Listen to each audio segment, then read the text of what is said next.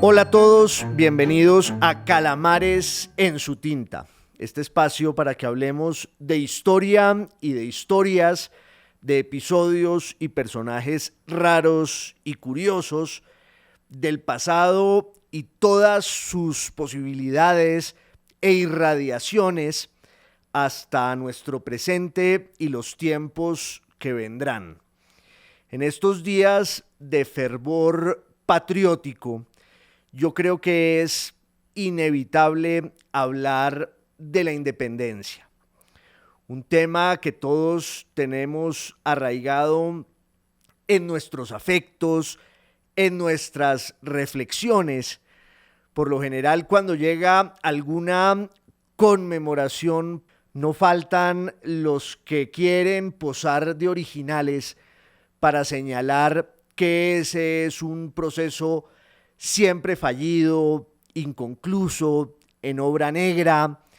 para proponer tesis novedosas, escandalosas, desgarradoras. Muchos hemos caído muchas veces en ese afán caricaturesco, pero siempre es una buena oportunidad para que repensemos nuestra historia y lo que fuimos a partir de esos sucesos que se conmemoran, porque la historia también tiene ese propósito. La historia es lo que ocurrió, los hechos, los acontecimientos, pero es el relato en el que aquello que ocurrió se va perpetuando en el tiempo. Y también la historia es la reflexión y el intento por comprender, intuir, interpretar el pasado. Y hay una dimensión conmemorativa y a veces celebratoria de la historia. Siempre fue así porque en el pasado están los rasgos esenciales y las claves de nuestra identidad desde la antigüedad más remota. Entonces la historia siempre tuvo también esa dimensión ritual que obviamente se hizo más fuerte con el siglo XIX y con la irrupción del nacionalismo, porque a partir de entonces esos rituales conmemorativos y celebratorios de la historia hacen parte de lo que algunos llaman la religión civil del patriotismo. La historia como un instrumento de la cultura y hasta de la política para asentar en la gente, en el pueblo, lo que somos. Una idea solemne y sublime de la identidad de cada sociedad. En el caso de América, esa tradición conmemorativa de las independencias pues es muy fuerte porque aquí asociamos siempre nuestras raíces y nuestros orígenes, el punto de partida de estos pueblos y estas repúblicas con el momento de la independencia. Es como un hito fundacional, lo que algunos llaman el relato fundacional de la República. No porque antes no hubiera ocurrido nada. De hecho, ocurrió muchísimo, ocurrió casi todo. Las claves y las semillas de buena parte de lo que ha pasado aquí desde hace 200 años y un poco más está en esa larga y riquísima prehistoria y luego en la historia del mundo colonial, de suerte que hacer de la independencia el punto de partida del relato nacional no es la negación de lo que lo precede, sino una declaración política que aspira a situar allí el momento de gracia en el que una identidad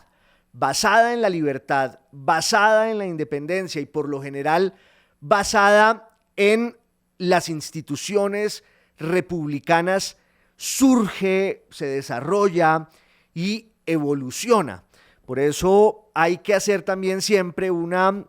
historia de las conmemoraciones, porque en las conmemoraciones vemos más los rasgos y las características, las preocupaciones y las obsesiones de quienes las emprenden que de aquello que se evoca y también se invoca a instancias de la historia. Podríamos decir que las conmemoraciones revelan más de quienes conmemoran que de lo conmemorado. Esa es una práctica muy aleccionadora y reveladora. No deja de ser interesante también a la hora de pensar en todos estos temas que el concepto mismo de la independencia tiene su raíz, por lo menos cuando pensamos en Hispanoamérica, en España. Fue allí donde se acuñó por primera vez y donde tuvo sentido político y militar antes que en la propia América. Obvio, la independencia de las repúblicas americanas se habría dado de cualquier forma, pero esa es una especulación que nos lleva a un territorio movedizo en el que nos toca pensar en lo que hubiera podido ser y no fue. Por lo general, conviene más irse por el camino de aquello que ocurrió y que está plagado siempre de dudas, misterios, matices y sombras. Y la historia también consiste en desentrañar pues todos esos misterios y esos silencios, no solo aquello que de verdad pasó, sino también todas las posibilidades que condicionaron lo que terminó ocurriendo, pero lo más seguro es pensar en cómo en apariencia fueron las cosas. Y en el caso de las independencias en Hispanoamérica, está muy claro que el verdadero detonante es la invasión napoleónica de España. La llegada en 1807, a finales de ese año, de los ejércitos franceses imperiales que van a transformar y a sacudir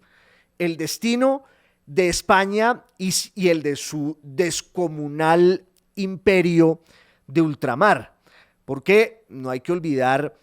que España era en realidad la entelequia, el nombre de un gran imperio colonial cristiano en el que en un momento dado, como se decía en aquella época, no se ponía el sol. Ya ese imperio tan grande y aparatoso cargaba consigo, arrastraba una serie de baches y caídas, conflictos muy profundos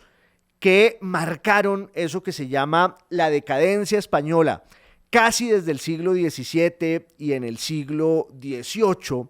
pero a principios del siglo XIX todo estalla en mil pedazos cuando Napoleón entra a España y depone no solo al rey, sino también a su hijo,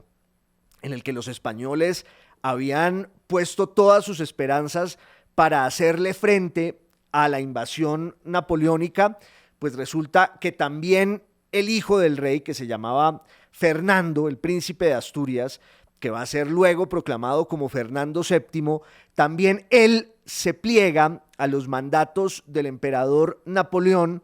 que decide nombrar a su hermano José Bonaparte como rey de España. Ese es un episodio de esa historia del que ya hablamos aquí en Calamares en su tinta. De hecho, el proyecto político de Napoleón y de José Bonaparte en España incluía una revisión muy a fondo del lugar que tenía en ese reino, en esos dominios, América. las provincias y las colonias americanas de la corona española eran un tema del que los franceses querían hacerse cargo, porque de pronto les resultaba mejor negocio ofrecerles a las élites americanas criollas la posibilidad de consagrar por fin ese proyecto allí latente y de pronto cultivado y albergado durante mucho tiempo de la libertad. Incluso los propios españoles, mucho antes de que llegaran Napoleón y José Bonaparte en 1808, habían tratado de revisar el esquema colonial e imperial, y hasta hubo un altísimo funcionario de la corona española en el siglo XVIII, el conde de Aranda, que hizo un informe después de la independencia de los Estados Unidos, en el que sugería que de pronto la mejor fórmula para evitar lo que le corría pierna arriba a la corona española era trasladar a América a una serie de descendientes de la Casa de Borbón para que se creara como una especie de confederación monárquica en la que se afianzara la idea del autogobierno de los dominios de ultramar, de los dominios americanos. Al final, cuando entra Napoleón a España en 1807 y ya empieza el conflicto en 1808, lo que se da es un levantamiento feroz por parte del pueblo español y casi todos los estamentos políticos que lo representaban. Hubo quienes se quedaron del lado napoleónico y bonapartista, los llamados afrancesados, que constituyeron una corte y un gobierno que tenía la aspiración hasta constitucional de lograr unas ciertas realizaciones modernas, pero la furia de toda España desbordó cualquier posibilidad de arreglo y de diálogo, y lo que empieza es una guerra de guerrillas. Ya había contado yo aquí alguna vez que ese es el primer momento de la historia en el que surge ese concepto. La Guerra de Independencia Española es la primera vez en la que oímos hablar de la guerrilla en esa dimensión estratégica de unas escaramuzas y de unos levantamientos inesperados que se ensañan con un ejército regular, como era el ejército de Napoleón Bonaparte allí en España, con sus mejores mariscales, con sus mejores hombres. Pero los líderes políticos, los sacerdotes, los periodistas y el pueblo en general, indignado por la abyección de la monarquía, por la decadencia y la falta de hondura y de dignidad de los reyes, pues empieza a hacerle frente a esa usurpación inaceptable. Y en el caso de España, el método político para trasladar lo que es esta guerra de insurrección contra los franceses es acudir a las instituciones medievales en las que se fundaba la identidad monárquica castellana y española. Ahí en España había una tradición de unos fueros y unas instituciones desde la Baja Edad Media en las que existían los preceptos y las fórmulas para hacerle frente a un vacío de poder como el que se estaba dando allí, en el que unos usurpadores habían quitado del trono a los reyes legítimos y a sus descendientes, que se habían arrodillado a las consignas de los invasores y que habían terminado conestando la usurpación. Entonces, los representantes del pueblo español acuden a las instituciones medievales y dicen: cuando el trono está vacío, la soberanía recae en el pueblo. Pero de hecho hay hasta una variación un poco más sutil porque ya ha ocurrido además en 1789 la Revolución Francesa, con todo su legado institucional, más allá del terror y de la guillotina y de aquello que terminó ocurriendo en Francia, que desemboca, entre otras cosas, en la constitución del Imperio Napoleónico. Pero en la Revolución Francesa se decantó y definió muy bien el concepto ese de la nación como la depositaria de la legitimidad política y la soberanía. Entonces, cuando se da el levantamiento del pueblo español contra Napoleón en 1808, ya ronda allí también la sombra del concepto de la nación como la encarnación verdadera de todos los derechos del reino, sobre todo cuando el rey no está, cuando el rey está lejos o está preso, como era este caso. Entonces van surgiendo unas juntas de gobierno que tenían el propósito de resguardar la legitimidad de los reyes en su ausencia, y van surgiendo unas instancias representativas de la nación que se ha levantado en armas. Obviamente, para los insurrectos, para los rebeldes, para los independentistas españoles, la cuestión americana era vital, y entonces se apresuran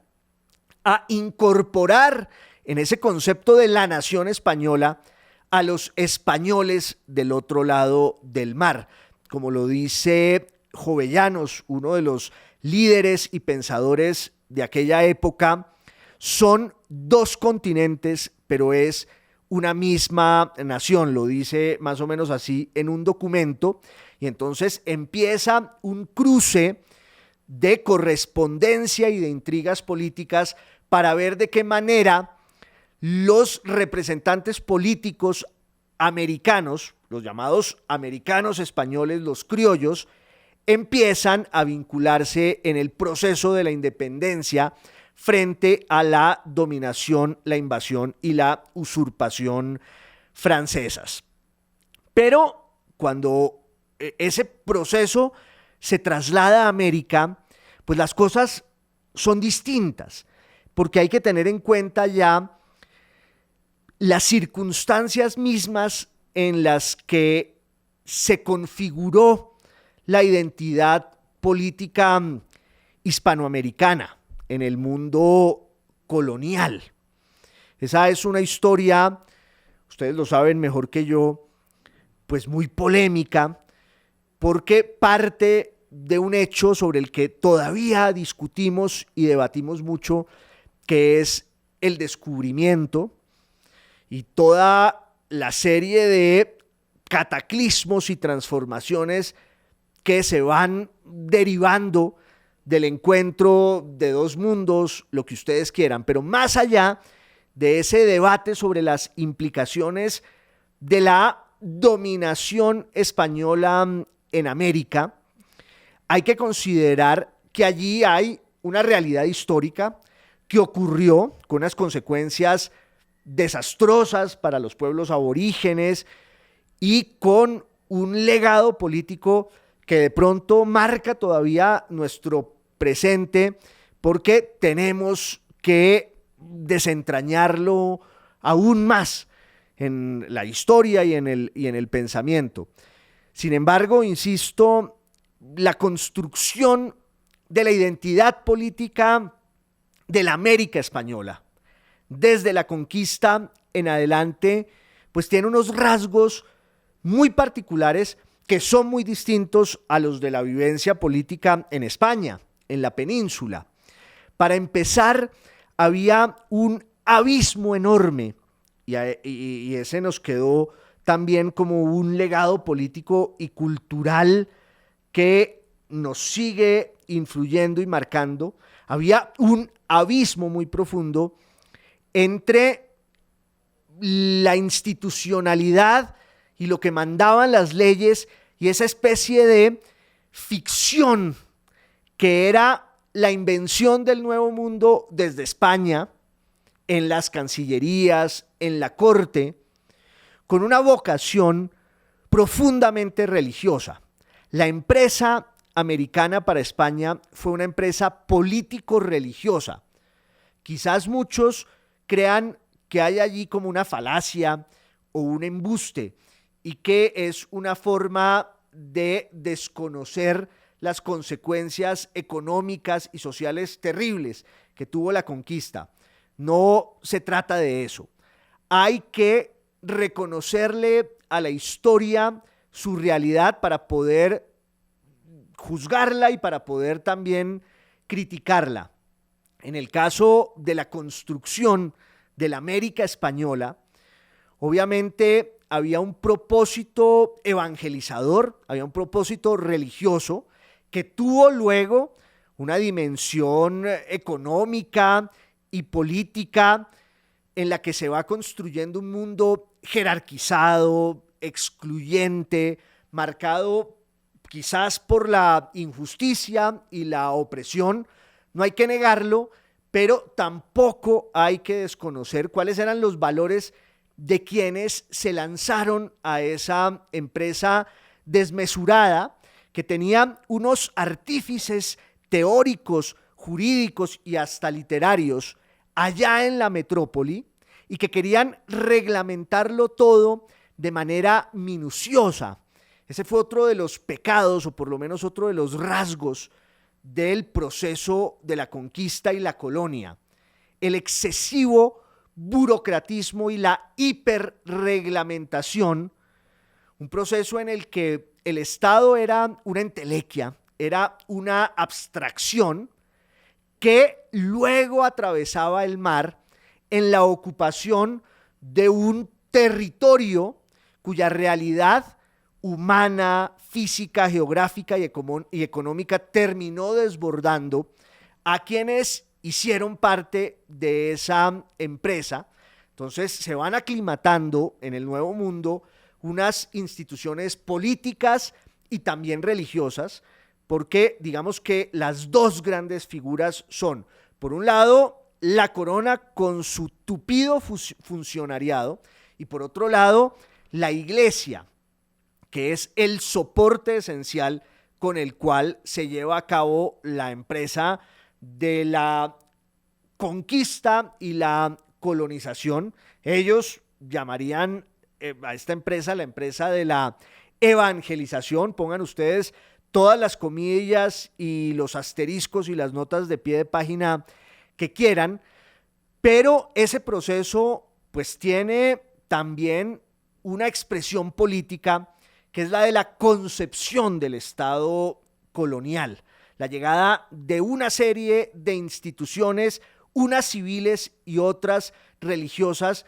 que también se van trasladando a la dimensión geográfica y territorial, nombrar el mundo, darle a América un nuevo lenguaje que además desde el punto de vista literario tiene una vertiente hermosa y es la de las lecturas que traían los españoles a América, que en la mayoría de los casos eran lecturas prohibidas, esas lecturas que están condenadas en el capítulo 6 de la primera parte del Quijote, cuando entran el cura y la sobrina a hacer el famoso donoso escrutinio de la biblioteca de Alonso Quijano el Hidalgo, que está plagada de textos literarios, de fábulas y de fantasías, todas vinculadas con el imaginario de la caballería medieval. Pues muchas de esas lecturas fueron también las de los conquistadores, que tenían el alma poblada por esos delirios que ustedes los van a ver desplegados luego incluso en la toponimia americana, en los nombres de nuestros lugares que se remontan a las tradiciones épicas de la antigüedad y de la Edad Media. Pero también hay unas instituciones económicas que van engendrando unas formas de poder que nos dicen mucho de la clase de gente, en términos muy generales, que vino aquí, porque por supuesto a la empresa americana no iban a venir quienes tenían ya un destino resuelto en España. Entonces a América terminan viniendo muchos segundones, algunos conversos, gente que quiere en muchos casos ocultar su pasado e inventarse una especie de historia gloriosa que en el caso de la España del siglo XVI y del siglo XVII se expresaba siempre en una actitud de jactancia, de arrogancia, de soberbia, lo que en la España de aquel tiempo se llamaba la bizarría, que era una forma de valentía muy desafiante. Entonces, cuando llega España a América, en un proceso político de construcción de las instituciones y del poder, uno ya empieza a ver una tensión muy fuerte entre la obsesión proteccionista del Estado y la corona y hasta la iglesia, y pongamos allí muchas comillas, sé que algunos de ustedes se reirán, pero fue así. El Estado quería intervenir en favor de los débiles y concibe todo un sistema legal para proteger a los aborígenes con el propósito final de su evangelización y de su incorporación en la civilización cristiana. Esto hoy, a ojos de nuestro tiempo, pues suena inaceptable, políticamente incorrecto, pero en aquellos días esa era la obsesión de la corona y de la iglesia. Y sin embargo, había un bache, había un abismo, como ya dije, entre esos preceptos teóricos, legales, esa suerte de ficción política que estaba en los documentos y la realidad desbordante y abrasadora de el nuevo mundo, de lo que hoy llamarían los territorios, donde obviamente se van construyendo unas estructuras de poder en las que muchas de esas instituciones se deforman y quedan al servicio de esa casta de encomenderos, como la llamó algún autor. Entre otras, un extraordinario sociólogo e historiador colombiano del siglo XX, Fernando Guillén Martínez, explicó muy bien cómo la institución, al principio política y religiosa, de la encomienda, que tenía el propósito de que el Estado le entregaba a un particular un grupo de indígenas para que ayudara en la labor de evangelización y conversión de esos aborígenes, pues se volvió más bien una estructura de opresión económica, de sumisión, en la que había casi un esquema feudal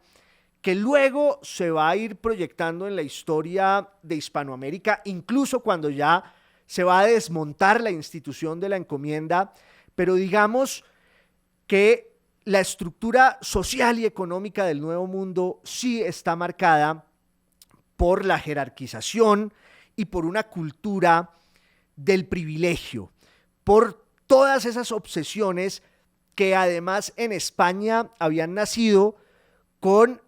el enfrentamiento durante siglos, antes del descubrimiento de América, entre los cristianos y los musulmanes. Buena parte de ese mundo se va a volcar luego en la empresa americana, y entonces cuando uno desentraña cómo funcionaba esa sociedad, pues sí se da cuenta de que los valores que imperan son los de la prepotencia, la injusticia, la arrogancia y una tensión constante entre los dueños del poder local, esa especie de feudalismo americano que crearon las encomiendas, y la acción del Estado que trata de frenar y moderar en alguna medida pues ese esquema opresivo de esclavitud, en el que además terminan imponiéndose también unos valores que tenían un sentido religioso en España y que en América tienen un sentido más bien político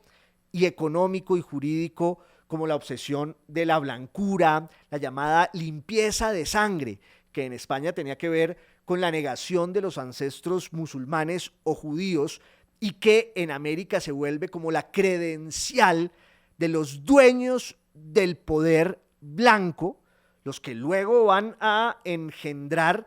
la oligarquía criolla para marcar muy bien su diferencia con los que están abajo y que empiezan a ser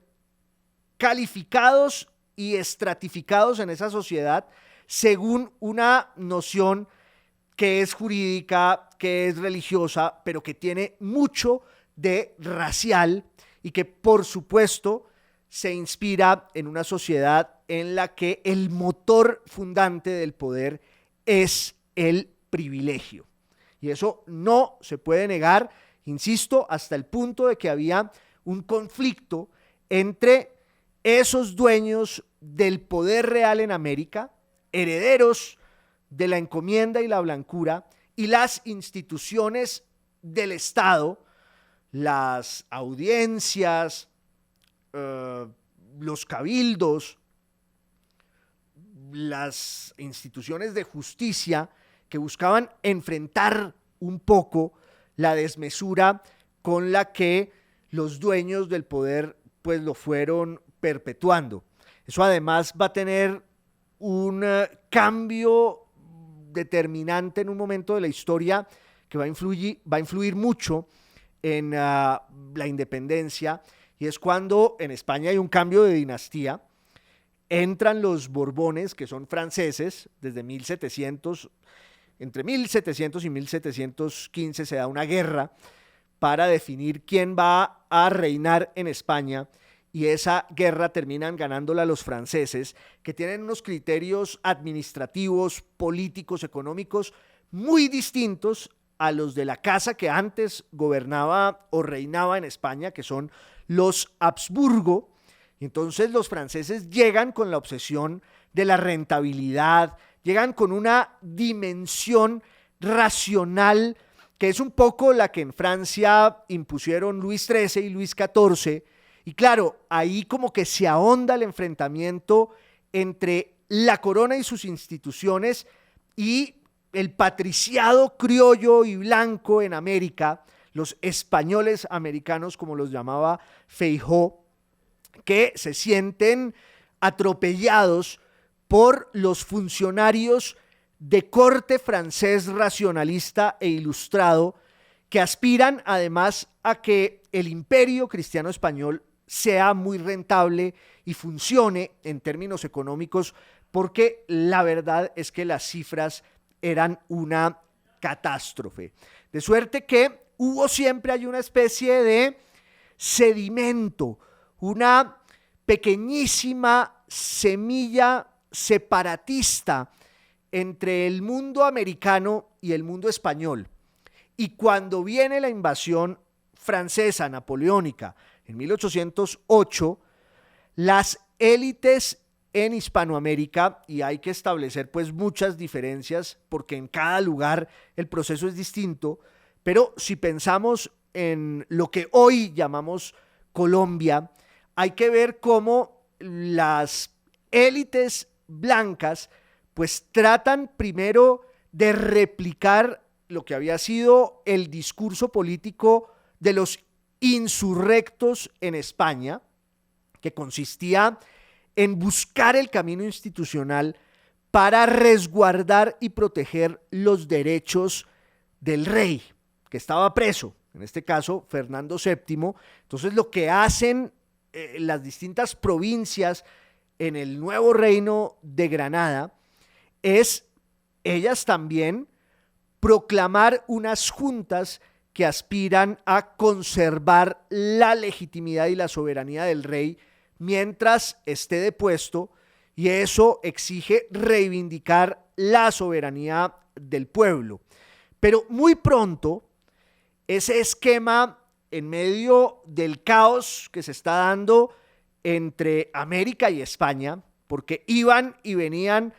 los portavoces y los mensajeros, y además había pues como tres grandes fenómenos ahí gravitando, que eran, por un lado, los enviados de José Bonaparte, de Pepe Botellas, que también querían ganar para su causa el favor de las élites en Hispanoamérica, y estaban las juntas en España que querían incorporar a los representantes criollos, pero también van surgiendo las voces de quienes dicen nos conviene más declararnos abiertamente independientes. Hay como esa instancia intermedia que en muchos casos es real, pero que en otras es más bien una estrategia política para lograr el objetivo que es la independencia, pero hay esa instancia intermedia que es la de reivindicar la adhesión al rey. Por eso se hablaba y se gritaba en el caso del levantamiento bogotano de viva el rey, abajo el mal gobierno. Había habido unos antecedentes en el nuevo reino de Granada de enfrentamiento con las instituciones monárquicas. Estuvo el caso de los comuneros y hubo algunas otras intrigas, pero no tuvieron la trascendencia que empiezan a tener ya estos levantamientos políticos en torno sobre todo a los cabildos. Los cabildos eran la institución más cercana al poder real en las ciudades y en las provincias, porque era donde funcionaba de verdad el gobierno de las ciudades que representaban un poco todo el entramado político de un territorio que excedía la cobertura de un estado tan distante, y de ahí nos viene esa tradición de la que tanto se habla aquí y se discute sobre si hay más territorio que estado. Pasaba un poco lo mismo en tiempos coloniales, a veces muchísimo más, y en el momento de la independencia pues van surgiendo, según las regiones, en Popayán, en Pasto, en Neiva, en Cali, en Cartagena, en Santa Marta, en Bogotá, en Tunja, en Santander, van surgiendo distintas interpretaciones de lo que corresponde hacer según, primero, el derecho español, pero también hay, obviamente, una nueva influencia política que estas élites, este patriciado criollo reconoce como propia, que es la del pensamiento revolucionario, liberal, tanto de la independencia en los Estados Unidos como de la Revolución Francesa. Porque claro, muchos de estos caudillos o líderes políticos de ese momento de perplejidad y caos venían también del mundo académico, de las investigaciones científicas, de la obsesión por la geodesia y la botánica, y entre los libros de esos autores de la ciencia, pues se fueron colando los aires de la revolución liberal en Norteamérica y en Europa. Y entonces muchos de los que discuten las cosas en este momento, en 1809, en 1810, en 1811, tienen también la cantera y el referente del pensamiento liberal, y se va dando el salto del legitimismo real hacia el independentismo, lo que va a implicar además toda una serie de enfrentamientos que ya no son solo ideológicos, sino también bélicos, militares, una guerra civil en toda regla, o más bien una serie de guerras civiles que por lo general aquí despachamos con una expresión injusta e infeliz, que es la de la patria boba, que fue un concepto que pronunció en algún momento de su vida, mucho después, en 1823, Antonio Nariño, y asociamos siempre la idea de la patria boba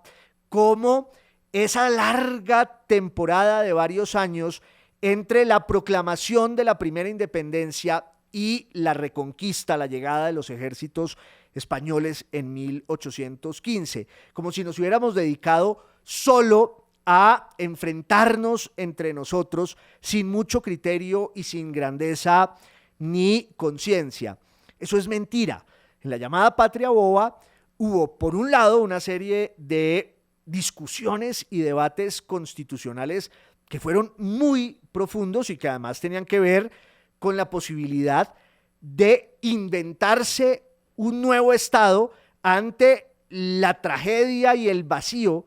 que se estaban dando en España, porque además al principio la idea era solidarizarse con los insurrectos contra Napoleón en España, pero muy rápido quedó claro que esa guerra iba a ser muy larga y que de pronto la podía ganar Napoleón, y entonces ese es también uno de los argumentos de los que dicen preferimos la independencia absoluta. Y eso tiene unas formulaciones conceptuales, filosóficas, del derecho, de la ciencia política, que pues desdicen del mito ridículo ese de la patria boba hoy, pero entre 1808 y 1814 lo que hubo fue una intensidad ideológica que ya querríamos para nuestros días. Pero también, claro, hay una serie de enfrentamientos militares y por el poder, un enfrentamiento entre quienes creen que hay que lograr un mando unificado, que es un poco la pretensión de Nariño desde el gobierno de Cundinamarca, que decía que no iba a derrotarse el fermento realista si no existía un Estado fuerte y un ejército que pudiera hacerles frente a los defensores todavía de la corona, que aquí seguían siendo muchos, sobre todo en el sur, en Popayán, en Pasto, en muchas partes, en la propia Santa Marta. Alguna vez yo decía que si hubiera habido un plebiscito en aquel tiempo, es muy probable que hubiera ganado la idea de quedarnos en la corona y no lanzarnos a la independencia. Digamos que la independencia habría perdido y en aquel tiempo habría ganado el no. Lo cierto es que hay una serie de enfrentamientos militares entre quienes tienen una noción un poco más federalista, que se acantonan en Tunja, la aspiración está unificada o centralista de Nariño, y ya todo el enfrentamiento local que se da en Pasto, que se da en Popayán, que tiene unas implicaciones militares atroces, como también en Venezuela, que es donde va a aparecer la figura heroica y romántica indiscutible de Simón Bolívar. La historia no se puede pensar solo a partir de estos hombres providenciales, estas figuras que son las que jalonan el destino de los pueblos. La historia es todo a la vez, pero tampoco se puede entender sin la impronta, la presencia de ese tipo de héroes que en un momento dado irrumpen y sintetizan, eso sí, todo un destino. En el caso de Bolívar, y sin entrar a hablar de su biografía, que es excepcional, pues él termina participando de todo el proceso independentista en Venezuela, y en términos militares termina muy mal, al punto de que Colombia se le vuelve un refugio y un escampadero, y Bolívar termina interviniendo en los enfrentamientos que hay entre las distintas facciones y regiones en lo que hoy llamamos Colombia, en el nuevo reino de Granada. Pero la realidad es que todo eso va a cambiar cuando en 1815 llega con 12,000 hombres y poco más Pablo Morillo. Porque después de 1815 la guerra de independencia adquiere ahora sí una especie de carácter napoleónico, y Bolívar termina entendiendo eso. Morillo había sido uno de los héroes de la guerra de independencia en España contra Napoleón. Uno podría decir que los que ganaron la guerra contra Napoleón fueron enviados por Fernando VII para restablecer sus fueros en América. Morillo llega a Venezuela, donde había, repito, un bastión realista militar muy fuerte, y luego de allí va a hacer el salto a Cartagena para empezar la reconquista del nuevo reino, de la tierra firme, que en realidad pues va a ser una guerra durísima, en la que al ejército español se le van a imponer casi las mismas estrategias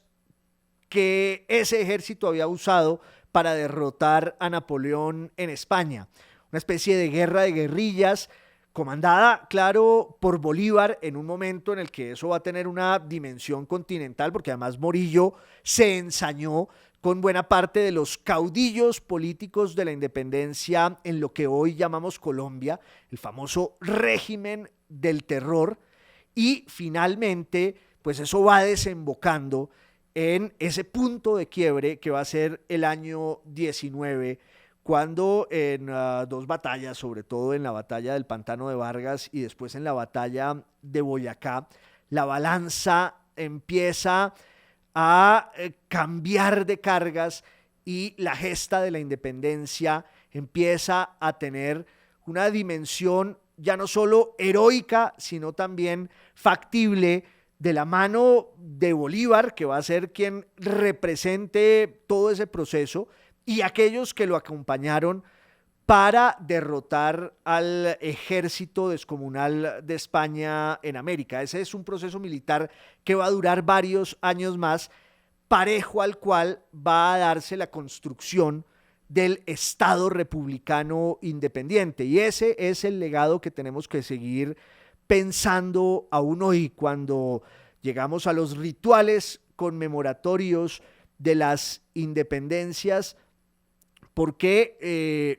pues está muy claro que allí surgen unas instituciones inspiradas en los principios y los valores de la modernidad, del liberalismo, la idea de la participación, la representación, el tránsito que en teoría estas sociedades hacen de la servidumbre a la república, dejar de ser súbditos para volvernos ciudadanos. Pero había un problema de fondo, y es que muchas de las estructuras políticas, económicas y culturales del mundo colonial quedaron allí latentes, y más que latentes, vigentes. Y en muchos casos,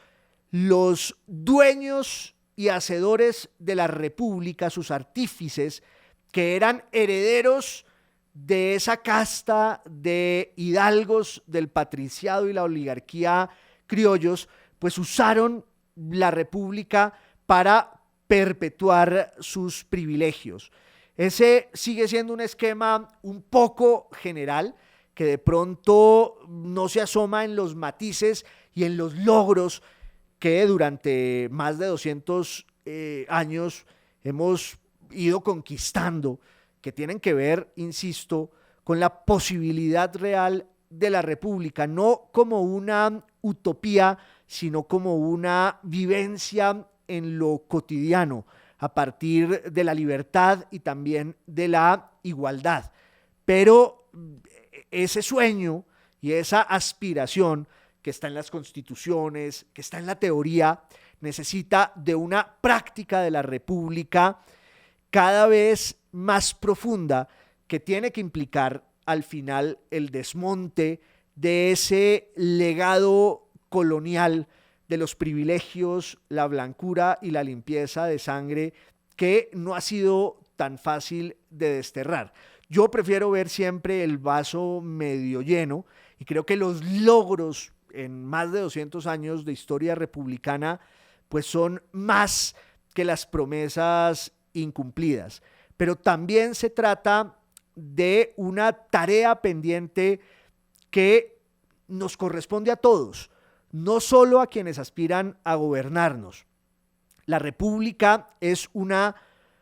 labor, es un deber cotidiano de todos nosotros, hacerla posible desde nuestra vida familiar hasta en el ámbito que nos corresponda, para que alguna vez sea